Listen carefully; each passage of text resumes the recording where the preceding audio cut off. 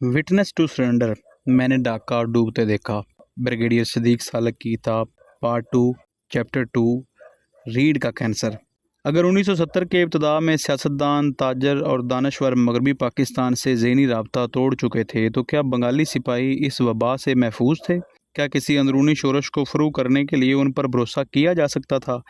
क्या हिंदुस्तानी जहरियत की सूरत में उनका तर्ज अमल मुहिब वतन सिपाहियों जैसा होगा? दूसरे लफ्ज़ों में, क्या वो ज़हनी और जज्बाती तौर पर बाकी फ़ौज से हम आहंग थे? मैं पहला शख्स न था जिसके जहन में ये सवाल कलबला रहे थे। मुझसे पहले भी कई अफराद इस तशवीश का शिकार बन चुके थे। उनमें से एक मेजर जनरल खादम हुसैन राजा, जो मशरक़ी पाकिस्तान में मुतय्यन वाहिद डिवीज़न 14 के जनरल ऑफिसर कमांडिंग थे। ज़ेर कमान सिपाहियों की नफसियाती उलझनों से बाखबर रहना उनका सरकारी फ़र्ज़ भी था। उनके दिल में शुबात का कीड़ा उस वक्त पैदा हुआ जब 1959 के आखिर में बंगालियों और गैर बंगालियों के दरमियान लड़ाई झगड़े शुरू हुए और बंगाली सिपाहियों को उसे फ़रू करने की ज़िम्मेदारी सौंपी गई। उस नाज़ुक मौका पर बंगाली सिपाहियों का नज़्म ज़ब्त बज़ाहिर कायम रहा, मगर उन्होंने मौसर कार्रवाई करने से गुरेज किया। यूँ पता चलता था कि वो तज़ब्ज़ब का शिकार हैं। ख़तरे को भांपते हुए जनरल राजा ने उन्हीं दिनों GHQ को एक चिट्ठी लिखी, जिसमें मुकामी सूरत-ए-हाल का तजिया पेश करने के बाद सिफारिश की गई कि अलहदा-अलहदा बंगाली और गैर बंगाली यूनिटों का फ़र्क ख़त्म किया जाए और बंगाली नफरी को गैर बंगाली प्लटूनों में ज़म कर दिया जाए। उन्होंने ये तजवीज़ भी पेश की कि मशरक़ी पाकिस्तान की नाज़ुक सूरत-ए-हाल के पेश नज़र वहाँ मगरबी पाकिस्तान से तल्लक रखने वाले यूनिटों की तादाद बढ़ाई जाए। जनरल राजा की तजावीज़ सदर पाकिस्तान जनरल याह्या खान की उस तकरीर की रूह से मुतसादम थी, जो उन्होंने 25 जुलाई 1959 को कौम के नाम नशर की थी। उन्होंने ऐलान किया था कि अफवाज पाकिस्तान में बंगालियों की तादाद दुगनी कर दी जाएगी और ये कार्रवाई बंगालियों की शिकायत दूर करने की तरफ पहला कदम होगा। यहाँ किताब से हटकर मैं आपको एक बात बताता हूँ कि मेजर जनरल खादम हुसैन राजा ने इसी सूरत-ए-हाल के तनाज़ुर में एक किताब लिखी, a stranger in my own country, अपने ही मुल्क में एक अजनबी। आप वो किताब भी ऑडियो बुक की शक्ल में इस चैनल पर सुन सकते हैं। अब किताब की तरफ वापस आते हैं। सदर पाकिस्तान ने, जो फ़ौज के कमांडर इन चीफ भी थे, ये फ़ैसला करते वक्त मशरक़ी पाकिस्तान की सूरत-ए-हाल को क्यों पेश नज़र न रखा? इसकी दो ही वजह हो सकती हैं। या तो उन्हें बंगाली सिपाहियों की नफसियाती कैफियत का एहसास न था, या वो किसी सियासी मसलहत के तहत इससे पहलू तही कर रहे थे। सदर पाकिस्तान और जनरल राजा की सोच में इस तज़ाद के बावजूद मौखर अल-ज़िक्र को अपनी तजावीज़ की सेहत और अफादियत पर इतना यकीन था कि उन्होंने हिम्मत न हारी और GHQ पर मतवातर ज़ोर देते रहे। कुछ अरसा बाद एक सुहानी सुबह को GHQ से एक खुफिया ख़त मौसूल हुआ। जनरल राजा समझे कि उनकी उम्मीदों की कुल्ली खुलने लगी है। उन्होंने इस पुरइश्तियाक बेताबी से एक खाकी लिफाफा खोला।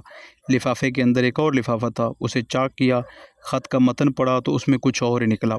उस ख़त के ज़रिए जनरल राजा को कमांडर इन चीफ का ये पैगाम पहुँचाया गया था कि मशरक़ी पाकिस्तान में 2 मज़ीद खालस बंगाली पलटनें खड़ी की जाएँ। पहले से मौजूद बंगाली पलटनों की तादाद 7 थी, जिनमें से 4 मशरक़ी पाकिस्तान में मौजूद थीं। गोया अब इस सूबे में खालस बंगाली पलटनों की तादाद 6 हो जाएगी। याद रहे, उन दिनों मशरक़ी पाकिस्तान में गैर बंगाली पलटनों की तादाद 8 थी। GOC के लिए ये हुक्म तशवीश का बायस था।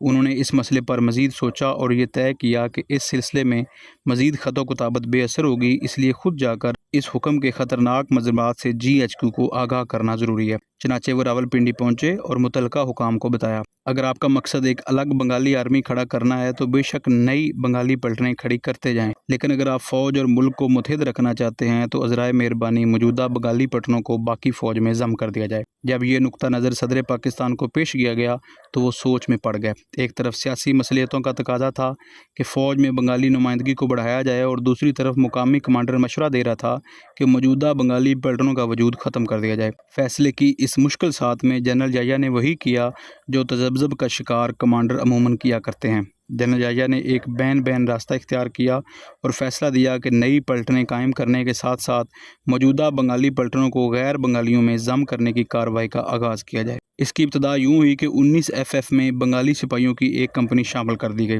बाद में 25 पंजाब में एक बंगाली कंपनी ज़म करने का प्रोग्राम था। ख्याल था कि अगर ये तजर्बा कामयाब रहा तो ज़म करने की इस स्कीम को आगे बढ़ाया जाएगा। 19 FF में बंगाली नफरी की शमूलियत के मौका पर 31 दिसंबर 1959 को फोर्ट्रेस स्टेडियम ढाका में एक तकरीबी परेड मुनक्कद हुई, जो बखैर खूबी अंजाम पाई। अलबत्ता GOC के जहन में ये कांटा बराबर खटकता रहा कि अगर 19 FF में ज़मशुदा बंगालियों ने किसी बहाने, मसलन हम गंदम की बजाय चावल खाएंगे, शोरश बर्पा कर दी तो ये तजर्बा महंगा पड़ेगा। GOC का खदशा बेबुनियाद साबित हुआ। 19FF बंगाली नफरी समेत मशरकी पाकिस्तान में अपने फ़राइज़ अंजाम देती रही और बाद अज़ां अपनी बारी पर मगरबी पाकिस्तान मुंतकिल हो गई बखैर गुज़रिश। इस कामयाब तजर्बे के बावजूद ज़म करने की स्कीम आगे ना बढ़ सकी, क्योंकि इस बारे में सदर ममलकत ने ज़ुबानी आस्था रवी का हुक्म दे रखा था। ये तो थी रुदाद उगाम की पॉलिसी की। अब ज़रा बंगाली नफरी को दुगना करने के हुक्म का हाल भी सुन लीजिए। इस हुक्म पर बड़े ज़ोर शोर से कार्रवाई शुरू हुई। अबलाग आमा के ज़राए को इसकी तशहीर के लिए खुसूसी अहकामात जारी हुए। लड़कते लड़कते एक हुक्म मुझ तक भी पहुंचा, क्योंकि मैं इश्तिहारी मशीनरी का एक अदना सा पुर्जा था। हुक्म हुआ कि इस मुहिम को मकबूल बनाने के लिए एक अखबारी मजमून लिखो। मैं इस हुक्म को पल्ले बांधे चटागांग पहुंचा, जहां ईस्ट बंगाल रेजिमेंट का सेंटर था। ज़रूरी कवायद वहीं से मिल सकते थे। वहां पहुंचा, सेंटर कमांडेंट अपने दफ्तर के बाहर बहारे चमशस्तान में तोप सेंक रहे थे, जिनको अपनी बंगाली कौमियत का एहसास और मुजीबुर रहमान के ज़ाती कुर्ब पर बहुत फ़ख्र था। वो लान में बार बार पंजों के बल खड़े होकर अपने आप को ऊपर की तरफ खींचते। बज़ाहिर ये जिस्मानी वर्जिश की उम्दा आदत थी, लेकिन शायद उसके पीछे कोई नफ्सियाती उलझन थी जो मेरी मौजूदगी 6 फुट कद में और शदीद हो गई थी। कर्नल साहब ने मेरी आमद का मकसद जानते ही दो टोक कहा, बंगालियों का कोटा दुगना करने का क्या डंडोरा पीटना चाहते हो? छोड़ो इसको, क्योंकि अगर सदर के हुक्म पर 100% अमल हो जाए तो भी अफवाज पाकिस्तान में बंगालियों की तादाद बमुश्किल 15% हो जाएगी। हालांकि वो कौमी आबादी का 56% हैं। कर्नल मोजमदार से कोई आध पौन घंटा बसीरत हासिल करने के बाद मैं उनके दफ्तर से निकला और एक मगरबी पाकिस्तानी के दोस्त के यहाँ गया। दोपहर के खाने पर मेज़बान ने सेंटर कमांडर का आज खुद जिक्र छेड़ा और बताया कि चंद माह पहले बंगाली नगरोटों का एक दस्ता सेंटर में अपनी तरबियत मुकम्मल करने के बाद कराची रवाना होने लगा, तो कर्नल साहब ने उसे खिताब करते हुए फरमाया, तुम अब खुददार बंगाली सिपाही हो, तुम वहाँ पंजाबी अफसरों के बूट पॉलिश करने नहीं जा रहे। वक्त आने वाला है कि वो तुम्हारे जूते पॉलिश किया करेंगे। कर्नल मोजमदार बंगाली सिपाहियों के वाहिद सरपरस्त और बईखार नहीं थे। उन्हें एक हाजिर नौकरी वाले बंगाली लेफ्टिनेंट जनरल और रिटायर्ड कर्नल की आनत भी हासिल थी। मैं उन दोनों से मिला हूँ। फरवरी में ढाका के शुमाल में जोधीपुर के मुकाम पर एक तकरीब होने वाली थी। उसके मेहमान खुसूसी लेफ्टिनेंट जनरल वसीउद्दीन थे। उन्हें वहाँ ईस्ट बंगाल रेजिमेंट की 2री बटालियन जूनियर टाइगर को रेजिमेंटल कलर अता करना था। जनरल वसीउद्दीन इस रेजिमेंट के कर्नल कमांडेंट एजाजी सरपरस्त थे, लेकिन उसके असल सरपरस्त कर्नल MAG उस्मानी थे, जो फ़ौज से रिटायर होकर अवामी लीग की सियासत में सरगर्म हिस्सा लेते थे। बाद में वो अवामी लीग के टिकट पर कौमी असम्बली के रुकन मुंतखब हुए और मुजीब कुबीना में वजीर बने। जनरल वसीउद्दीन उसी तकरीब के सिलसिले में मगरबी पाकिस्तान से ढाका पहुँचे तो 14 डिवीज़न के ऑफिसर्स मैस में ठहरे। उन्होंने मुझे तलब फरमाया। कर्नल उस्मानी भी मौजूद थे। जनरल साहब ने अपनी तकरीर का मसवदा मुझे दिया था कि तकरीब से पहले उसकी नकलें बनवा ली जाएं। मैं तकरीर लेकर वापस आ गया। अगले रोज़ फिर बुलाया गया और इस बार एक नई तकरीर मेरे हवाले की गई। हुक्म हुआ कि पहली तकरीर मनसूख, नई तकरीर तबाह कराई जाए। मैंने दोनों तकरीरों का मुआवजा किया। पता चला कि दूसरी तकरीर में कर्नल उस्मानी की खिदमात को ज़्यादा सराहत से सराहा गया और तमाम बंगाली सिपाहियों से कहा गया है कि आड़े वक्त में उनकी रहनुमाई पर भरोसा करें। तकरीब के बाद इस तकरीर की छपी हुई नकलें मुल्क के दोनों बाजुओं में तमाम बंगाली फ़ौजियों में तकसीम की गईं। कर्नल उस्मानी मुखनमी जिस्म, पस्त कामत, सन खुर्दा शख्स थे। उनके स्याह चेहरे पर सफ़ेदी का वाहिद निशान मूँछों का गप्फा था, जो उनके रुखसारों के गालिब हिस्से पर फैला हुआ था। कर्नल साहब के दरीना दोस्त मजाक से कहा करते थे कि मूँछों से लटका हुआ शख्स देखना हो तो उस्मानी को देख लो। बुरहान में कर्नल उस्मानी के किरदार के बारे में मुफस्सल जिक्र आगे आएगा। कर्नल रिटायर्ड उस्मानी, कर्नल मोजमदार और जनरल वसीउद्दीन बंगाली सिपाहियों और अफसरों में खासा असर रसूख रखते थे। मेजर जनरल खादम हुसैन राजा इस सूरत से पूरी तरह आगाह थे। वो जानते थे कि बंगाली सिपाही अब एक ऐसी ज़हनी कैफियत में हैं कि वो अपने गिरदो पेश के सियासी हालात नज़रअंदाज नहीं कर सकते। जनरल साहब के सामने ये मिसाल मौजूद थी कि तहरीक पाकिस्तान के दौरान मुत्तहिदा हिंदुस्तान में मुसलमान फ़ौजी कायद आज़म मोहम्मद अली जिन्ना के साथ जज्बाती वाबस्तगी रखते थे और उनकी हमदर्दियाँ आज़ादी के परवानों के साथ थीं। अगर इस सियासी एहसास के बावजूद आज़ादी मिलने तक उनका डिसिप्लिन कायम रहा, तो इसका हरगज़ ये मतलब नहीं कि सियासी मद्दोजज़र के बावजूद बंगाली सिपाहियों का नज़्म ज़ब्त गैर मुइना अरसे तक कायम रह सकेगा। जनरल राजा के अंदेशों की एक बुनियाद अगरतला साजिश थी, जिसमें एक फ़ौजी प्लान भी शामिल था। जनरल राजा के मुताबिक इस प्लान के 3 हिस्से थे। तमाम यूनिटों के असला खाना लूटना, गैर बंगाली फ़ौजियों को गैर मुसल्लह करना और छावनियों पर कब्जा जमाना। इस सूरत हाल से निपटने के लिए जनरल राजा ने किसी सरकारी काम के बहाने अपने ब्रिगेड कमांडरों को, जो कि इत्फाक से गैर बंगाली थे, ढाका तलब किया। उन्हें इम्कानी ख़तरे के बारे में एतमाद में लिया और हदायत की कि वो एहतियातन अपनी यूनिटों का कुछ असला बैरकों में रखें ताकि आड़े वक्त में काम आ सके। जनरल राजा ने मुझे बताया, ये मसला इतना नाजुक था कि मैं उसे अहाता तहरीर में ना ला सका। GOC के इन खदशात में हकीकत का कोई अंसर था या वो महज एक पंजाबी जर्नैल के दिमाग का फतूर था? کہیں ایسا تو نہیں کہ جنرل صاحب کے دل میں پیدا ہونے والے وسوسے خدشات کو جنم دے رہے تھے، کیونکہ ہم حالات کے ایسے بھنور میں گرے ہوئے تھے جہاں واقعات کا منطقی تجزیہ مشکل تھا۔ مثلا ایک دن یوں ہی میں اپنے دفتر سے نکلا اور ٹہلتا ٹہلتا ایک بنگالی افسر کے دفتر چلا گیا۔ وہاں ایک اور بنگالی بیٹھا تھا، دونوں محو گفتگو تھے۔ مجھے دیکھتے ہی خاموش ہو گئے۔ خاموشی کے چند ناگوار لمحے انتظار کرنے کے بعد میں نے کہا، کہیے جناب، کیا ہو رہا ہے؟ میزبان بولا، دراصل ہم اگلے اتوار کو مچھلی کے شکار کا پروگرام بنا رہے تھے۔ تو کیا میں بھی چلوں؟ نہیں، میرا مطلب ہے ابھی پروگرام فائنل نہیں ہوا۔ بات ختم ہو گئی، مگر جوابوں کے انداز سے مجھے شک گزرا کہ وہ در حقیقت مجیب کے بنگلہ دیش کی باتیں کر رہے تھے اور مجھے دیکھ کر مچھلی کا ذکر لے بیٹھے۔ حالانکہ یہ بھی ہو سکتا ہے کہ وہ واقعی شکار کا پروگرام بنا رہے ہوں۔ حقیقت اور وہم کو جدا کرنا واقعی ناممکن تھا۔ اس اندھیرے میں بصیرت حاصل کرنے کے لیے میں نے لیفٹیننٹ جنرل صاحبزادہ یعقوب علی خان سے ملاقات کی اور اس خدشے کا اظہار کیا کہ شاید بنگالی اور غیر بنگالی افسروں کے درمیان اعتماد کا پول ٹوٹ چکا ہے۔ جنرل یعقوب جو مجھ سے زیادہ باخبر اور دانش مند تھے، اپنے رد عمل کو پی گئے۔ انہوں نے مجھے بٹھایا اور ایک پرمغز فلسفیانہ خطبے سے میری تواضع کی۔ میں اپنے وسوسے لیے واپس چلا آیا۔ شاید جنرل یعقوب اور میں فوجی افسروں کے دو طبقوں کی نمائندگی کرتے تھے۔ مجھ جیسے جونیئر افسروں کو اپنے کم تجربے اور محدود معلومات کی بنا پر رائی بھی پہاڑ نظر آتی تھی، اور جنرل صاحب جیسے ذہین رسا رکھنے والوں کو پہاڑ بھی رائی لگتا تھا۔ حقیقت تک پہنچنے میں ایک دشواری یہ بھی تھی کہ ہر چیز بظاہر ڈسپلن کے باری خول میں لپٹی ہوئی تھی۔ یہ خول ابھی قائم تھی۔ اس میں شگاف ڈالنے کے لیے عوامی لیگ کے پاس انتخابی سرگرمیوں کے 8 مہینے باقی تھے۔ چیپٹر 2 ختم ہوا۔ چیپٹر 3 مجیب کا عروج۔ وقت گزرنے کے ساتھ ساتھ بنگالی قومیت کی وبا تیز ہوتی جا رہی تھی اور شہری اور فوجی طبقے اس کی لپیٹ میں آ رہے تھے۔ اس کو مزید ہوا دینے کے لیے عوامی لیگ ایڑی چوٹی کا زور لگا رہی تھی۔ وہ ہر اس تقریب سے سرد مہری اور بیگانگی برتتی جس سے قومی یکجہتی کو تقویت ملتی تھی، اور ہر اس موقع کو اہمیت دیتی جس سے صوبائی عصبیت کو فروغ حاصل ہوتا۔ مثلا جب بھی یوم پاکستان 23 مارچ، یوم آزادی 14 اگست، یوم دفاع 6 ستمبر اور قائد اعظم کا یوم ولادت 25 دسمبر یا یوم وفات 11 ستمبر آیا، عوامی لیگ نے کوئی دلچسپی نہ لی۔ لیکن اس کے برعکس سارجنٹ ظہور الحق برسی لسانی فسادات کے شہیدوں کی یاد اور ربندر ناتھ ٹیگور کی جنم اشٹمی کو ہمیشہ دھوم دھڑکے سے منایا۔ سارجنٹ ظہور الحق 1968 کی اگرتلا سازش میں مجیب کے ساتھ مخوض تھا۔ وہ 1959 کے اوائل میں فوجی حراست میں ہلاک ہو گیا۔ 15 فروری کو اس کی پہلی برسی مشرقی پاکستان کے 19 میں سے 17 اضلاع میں شان و شوکت سے منائی گئی۔ ان تقریبات میں عوامی لیگ پیش تھی۔ اس کے علاوہ ڈھاکہ کے اہم روزناموں نے سارجنٹ کی تصویروں اور حالات زندگی کو جلی سرخیوں کے ساتھ پہلے صفحات کی زینت بنایا۔ کئی مقامات پر مختلف جلسوں میں ظہور الحق کے جذبہ قربانی کو فراغدلانہ خراج پیش کیا گیا اور اس عزم کا عہد کیا گیا کہ مرحوم کا خون رائے گاں نہیں جانے دیا جائے گا۔ خود شیخ مجیب الرحمان نے ایک جلسے میں تقریر کرتے ہوئے فرمایا، سارجنٹ ظہور الحق کا نام ہمیشہ تیتو میر اور سرجا سین جیسے عظیم محب وطنوں کے ساتھ لیا جائے گا۔ اگلے ہفتے 1956 کے لسانی فسادات میں شہید ہونے والوں کی برسی تھی۔ یہ دن بنگالیوں کے لیے بالعموم اور عوامی لیگ کے لیے بالخصوص جذباتی اہمیت رکھتا تھا۔ اس روز بے پناہ ولولے اور جوش کا مظاہرہ کیا گیا۔ اخبارات نے خاص نمبر چھاپ کر شہداء کو نذرانہ عقیدت پیش کیا۔ سارا دن عظیم پورہ قبرستان میں شہداء کی قبروں پر لوگوں کا تانتا بندہ رہا۔ فنون لطیفہ کے کالج کے طلباء و طالبات نے مرکزی شہید مینار سے عظیم پورہ قبرستان تک ساری سڑک کو مصورانہ نقش و نگار سے آراستہ کیا، اور خود شیخ مجیب الرحمان نے آدھی رات کو شہید مینار پر حاضری دے کر ذاتی طور پر خراج عقیدت پیش کیا۔ اسی روز ایک جلسہ عام سے خطاب کرتے ہوئے شیخ مجیب نے مطالبہ کیا کہ حکومت کے تمام دفاتر اور اداروں میں ہر سطح پر بنگلہ زبان رائج کی جائے۔ پھر 8 مئی کو بنگلہ زبان کے شاعر ٹیگور کا جنم دن تھا۔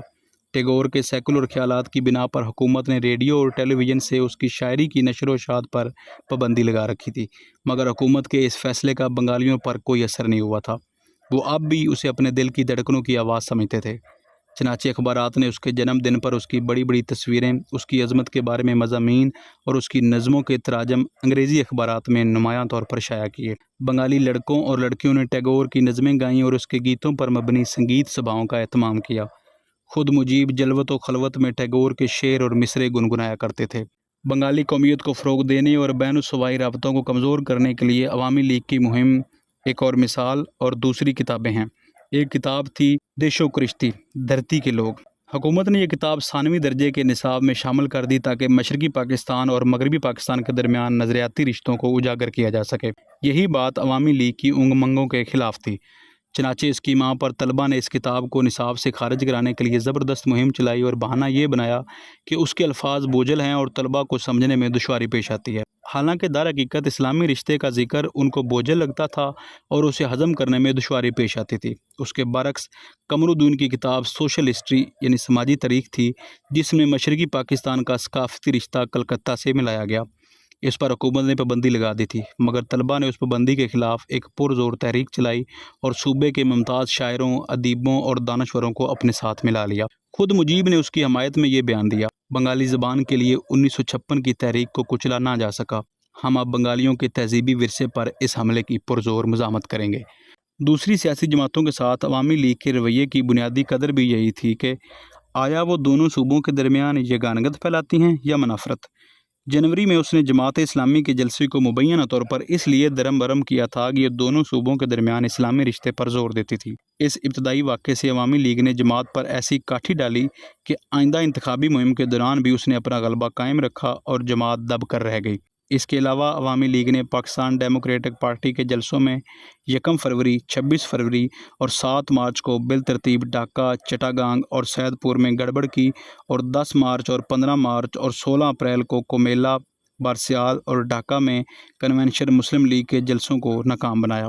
اس طرح کئی اور مقامات پر اس نے اپنے سیاسی حریفوں کے قدم نہ جمنے دیے۔ مجیب کے بڑے بڑے حریف مثلاً فضل القادر چودھری، خان عبدالصبور خان، مسٹر نور الامین، پروفیسر غلام اعظم اور مولوی فرید احمد وغیرہ ہم سیاسی دنگل میں مجیب کو براہ راست چیلنج کرنے کی سکت نہیں رکھتے تھے۔ ان کا اپنے اپنے حلقے میں اثر و رسوخ تھا، مگر صوبائی سطح پر مجیب سے ٹکر لینا ان کے بس میں نہ تھا۔ البتہ مولانا بشانی اس پوزیشن میں تھے کہ پلٹن میدان میں کھلے عام مجیب کسی گن گرج کے ساتھ چنگاڑ سکتے تھے۔ وہ کئی بار سامنے آئے، خوب گرجے برسے، مگر پھر مطلع صاف، کیونکہ مولانا کسی سیاسی مقصد کے لیے کوئی مربوط، مسلسل یا منظم مہم چلانے کا ملکہ نہ رکھتے تھے۔ وہ ایک بار گرجتے، پھر مدم پڑ جاتے، ایک دفعہ آگے بڑھتے، پھر پیچھے ہٹ جاتے، اور جب چاہتے اپنا موقف بآسانی تبدیل کر لیتے۔ مثلاً انہوں نے عوام کے مسائل حل کرانے کے لیے 1 اگست کو عوامی تحریک چلانے کا اعلان کیا۔ 1 اگست قریب آنے لگا تو اسے 8 ستمبر تک ملتوی کر دیا۔ جب نئی تاریخ قریب پہنچی تو 2 اکتوبر بتا دی، اور آخر میں کچھ بھی نہ ہوا، ٹائیں ٹائیں فش۔ ایسی حرکتوں سے مشرقی پاکستان کی سیاست میں ان کی اہمیت بتدریج کم ہوتی گئی۔ مشرقی پاکستان کی سیاست کا یہ عروج و زوال، یعنی عروج مجیب کا اور زوال اس کے حریفوں کا، دیکھ کر ہمارے ذہنوں میں آنے والے دھندلے دور کی تصویر واضح ہوتی گئی، اور ہمیں احساس ہونے لگا کہ آئندہ الیکشن میں عوامی لیگ کے 6 نکاتی پروگرام کو اکثریت کی حمایت حاصل ہو جائے گی۔ مگر سوال یہ تھا کہ اگر ایسا ہوا تو پاکستان کا کیا بنے گا؟ اس خطرے کو روکنے کے لیے کیا جا سکتا ہے؟ یہ مسئلہ ایک اعلیٰ سطحی کانفرنس میں بھی اٹھایا گیا، جس کی صدارت خود جنرل یحییٰ خان کر رہے تھے۔ یہ کانفرنس راولپنڈی میں منعقد ہوئی تھی اور تمام صوبوں کے گورنروں اور مارشل لا ایڈمنسٹریٹرز نے شرکت کی تھی۔ وائس ایڈمرل ایس ایم ایسن، گورنر مشرقی پاکستان کا دعویٰ ہے کہ انہوں نے اس کانفرنس میں یہ نکتہ اٹھایا تھا: مزید بحث کرنے سے پہلے اس بات کو واضح کرنا چاہتا ہوں کہ آیا 6 نکات کا پرچار کرنا مارشل لا ریگولیشن نمبر 16 کی خلاف ورزی ہے، جو قومی سالمیت کے خلاف کوئی بات کہنے کی ممانعت کرتا ہے۔ ایڈمرل ایسن کا ارشاد ہے کہ انہیں یہ کہہ کر خاموش کرا دیا گیا: آپ فکر نہ کریں۔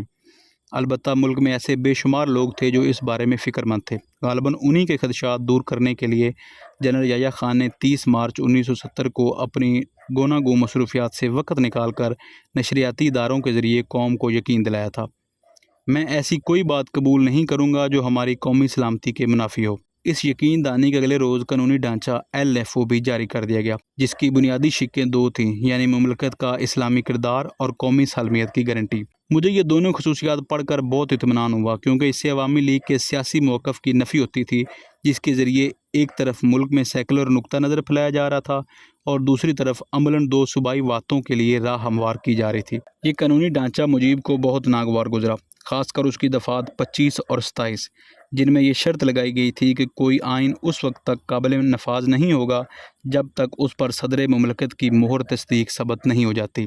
اس کا مطلب یہ تھا کہ اگر مجیب الرحمان قومی اسمبلی میں، جو ابتدائی 90 دنوں کے لیے قانون ساز اسمبلی تھی، اکثریت حاصل کر بھی لیتے تو بھی 6 نکات پر مبنی آئین کو نافذ نہیں کیا جا سکتا تھا، آنکہ جنرل یحییٰ اس بات پر ساد نہ کریں۔ اسی قدغن سے مشتعل ہو کر شیخ مجیب الرحمان نے کہا: میں الیکشن ختم ہوتے ہی LFO کے پرزے کر دوں گا۔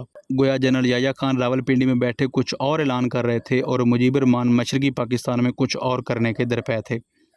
یہ تضاد دور کرنے اور حالات کا خود جائزہ لینے کے لیے صدر مملکت ڈھاکہ تشریف لائے اور 4 اپریل کو مجیب کو طلب فرمایا۔ جب مجیب وہاں پہنچے تو میں بھی موجود تھا۔ صدر یحییٰ خان نے بڑی گرم جوشی سے ان کا خیر مقدم کیا۔ جب وہ مسائل سے دست و گریباں ہونے لگے تو میں باہر نکل آیا۔ کوئی 1 گھنٹے بعد مجھے ڈھونڈ کر ایک دوست کے گھر سے بلوایا گیا، کیونکہ کیبنٹ ڈویژن کی جانب سے ایک سرکاری اعلامیہ جاری کرنا تھا، جس کے ذریعے LFO کی قابل اعتراض دفعات 25 اور 27 میں ترمیم مقصود تھی۔ میں نے مسودہ تیار کر کے دیا اور چلایا۔ خوش قسمتی سے یہ اعلامیہ روک لیا گیا، کیونکہ دریں اثنا کسی نے یحییٰ خان کو مشورہ دیا تھا، حضور سیاست کے سامنے آپ اپنے آپ کو یوں بے دست و پا نہ کیجیے۔ 10 اپریل کو یحییٰ خان مغربی پاکستان روانہ ہوئے۔ ڈھاکہ ایئرپورٹ پر اخبار نویسوں نے انہیں گھیر لیا اور LFO کی نزاعی دفعات کے بارے میں سوالات کرنے لگے۔ ایک صحافی نے صدر کی مہر تصدیق سے متعلق دفعہ وار عوامی لیگ کے اعتراض کی طرف توجہ دلائی۔ یحییٰ نے کہا، یہ تو محض ضابطے کی خانہ پوری ہے، ورنہ میں ان اختیارات کو استعمال کرنے کا کوئی ارادہ نہیں رکھتا۔ یہ سن کر عوامی لیگ کے حامی ایک صحافی نے میرے کان میں کہا، صدر نے مجیب کو یقین دلایا کہ یہ اختیارات استعمال کے لیے نہیں ہیں، ان کی حیثیت برطانوی آئین کے تحت ملکہ یا بادشاہ کے اختیارات سے زیادہ نہیں۔ مجھے اندازہ نہیں اس یقین دانی کے بدلے یحییٰ خان کو کیا ملا، البتہ مجھے اتنا معلوم ہے کہ اس سے مجیب کا یہ عقیدہ اور پختہ ہو گیا کہ وہ واقعی ہر دل عزیزی کی اس معراج پر ہیں جہاں یحییٰ خان بھی ان کی خواہشوں کو نظر انداز نہیں کر سکتا۔ یحییٰ خان اور مجیب کی مفاہمت کو بمشکل 2 مہینے گزرے ہوں گے کہ جناب مجیب نے پھر پرپرزے نکالنا شروع کر دیے۔ انہوں نے 4 جون کو اعلان کیا، میری پارٹی آئندہ انتخابات کو 6 نکات پر ریفرینڈم سمجھتی ہے۔ یہ ایک خطرناک اعلان تھا، جس کا مسٹر نور الامین نے فوراً نوٹس لیا اور کہا، اگر آئندہ الیکشن کو 6 نکاتی پروگرام پر ریفرینڈم تسلیم کر لیا گیا اور مغربی پاکستان نے اس کی حمایت نہ کی تو دونوں صوبے الگ ہو جائیں گے۔ اس پر مجیب اور برہم ہوئے اور چیلنج کے انداز میں بولے، ہم نے گاندھی، نہرو اور ان کے انگریز سرپرستوں کی مخالفت کے باوجود 1946 کا ریفرینڈم جیت لیا تھا، اور اس مرتبہ بھی نور الامین اور ان کے سرپرستوں یعنی مغربی پاکستان کی مخالفت کے باوجود بھی فتح ہماری ہوگی۔ یہ مثال کوئی نیک شگون نہ تھی، کیونکہ بانی پاکستان نے 1946 کے ریفرینڈم کو قیام پاکستان کی تمہید بنایا تھا۔ کیا مجیب الرحمان بھی کوئی نئی مملکت بنانے کے درپے تھے؟ یحییٰ خان کے ایک معتمد نے ڈھاکہ میں مجیب سے اس کی وضاحت چاہی تو وہ صاف مکر گئے، کہنے لگے، نہیں، میرا تو ایسا کوئی منشا نہیں، یہ مجیب کی پہلی کلا بازی تھی نہ آخری۔ یہ دراصل ان کے کردار کا لازمی جز تھا۔ مجھے کئی ایسے واقعات یاد ہیں جب وہ سر عام شیر کی طرح گرجتے مگر اندر خانے حکام کے سامنے بیگی بلی بن جاتے۔ اس 2 عملی کا فائدہ یہ تھا کہ ایک طرف عوام مجیب کی طرف کھینچے آتے اور دوسری طرف حکام بھی ناراض نہیں ہوتے تھے۔ اسی حکمت عملی کے ذریعے وہ سیاست کے عروج و سریہ کی طرف مائل پرواز رہے۔ چیپٹر 3 ختم ہو گیا۔ چیپٹر 4 اگلے پارٹ میں بیان کیا جائے گا۔